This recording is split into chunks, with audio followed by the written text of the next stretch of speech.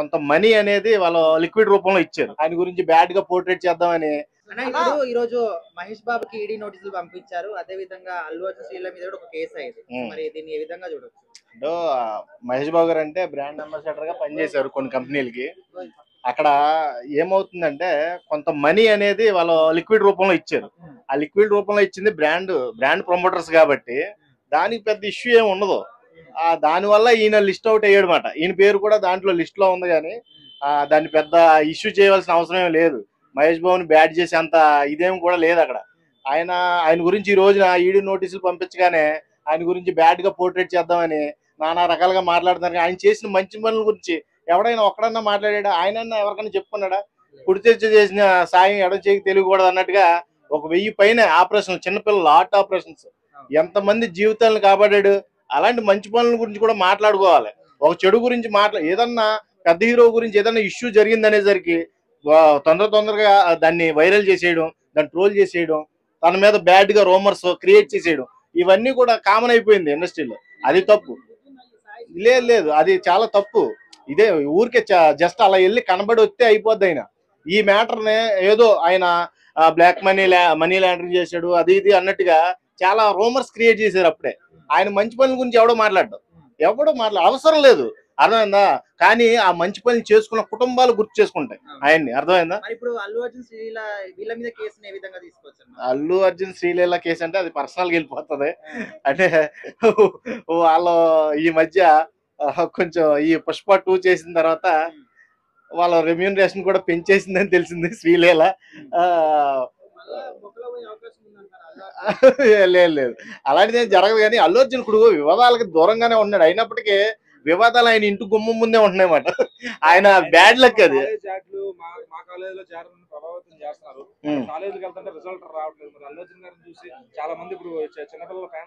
ఇప్పుడు ఒక కాలేజీకి ఆయన ప్రమోటర్ గా పనిచేసినప్పుడు ఆ కాలేజీలో ఉన్న పర్సంటేజ్ అవన్నీ కూడా దృష్టిలో పెట్టుకుని చేస్తే మంచిది, మంచి రిజల్ట్ వచ్చే కాలేజీకి సపోర్ట్ చేస్తే మంచిది కదా.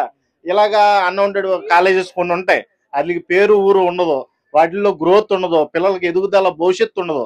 అలాంటివి చేయడం వల్ల పిల్లల భవిష్యత్తు మరి కొంచెం దెబ్బతింటుంది. ఇప్పుడు ఆయన బ్రాండ్ ప్రమోటర్ గా ఓ పెద్ద హీరోగా ఉన్నప్పుడు ఏదైనా ప్రమోట్ చేసి అది వైరల్ అవుద్ది ఖచ్చితంగా.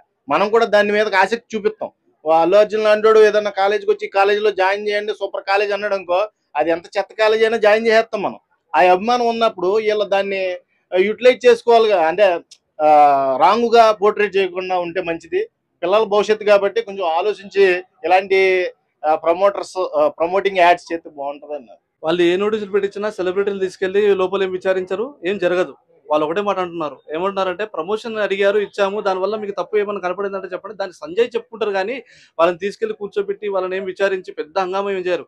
పుష్ప 2 అంత పెద్ద ఇష్యూ జరుగుతుంది. అల్లు అర్జున్ ఒక రోజులో బయటకు వచ్చిన వ్యక్తి ఆయన, అవునా కదా? ఒక ప్రాణాలు వాళ్ళకేమి అంటే అంత ఫరక్ ఉండకపోవచ్చు. అదే మీరు ఒక దాని గురించి ప్రమోట్ చేసేటప్పుడు అది మంచిదా చెడ్డదా అని తెలుసుకొని చేయాలని కొంతమంది అంటున్నారు. ఇది పాయింట్ కరెక్ట్. ఈ పాయింట్ మీద మాట్లాడదాం. ఇప్పుడు గతంలో కూడా అక్షయ్ కుమార్ కూడా ఒక యాడ్ చేశాడు. ఇప్పుడు ఆయనకేమి తక్కువ అక్షయ్ కుమార్ కి టాయిలెట్ యాడ్ చేశాడు ఆర్పికి. ఇప్పుడు ఆయన కేవలం డబ్బు కోసమే చేశాడు కదా, ఆయనకి ఆ యాడ్ చేయాల్సిన అవసరం ఏముంది?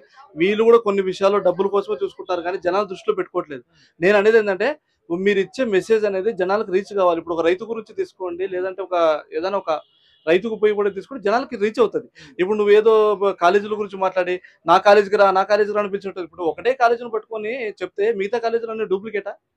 ఇప్పుడు కాలేజీ వాళ్ళు వేరే వాడుకున్నట్టుంది. ఎట్లా అంటే అల్లు అర్జున్ ఒక బ్రాండ్ అంబాసిడర్ కదండి. బ్రాండ్ అంబాసిడర్ ఈయన చెప్తే కాలేజీలో చాలా మంది వస్తారేమో, వీళ్ళకి ఒక స్వార్థంతో ఆలోచించారు.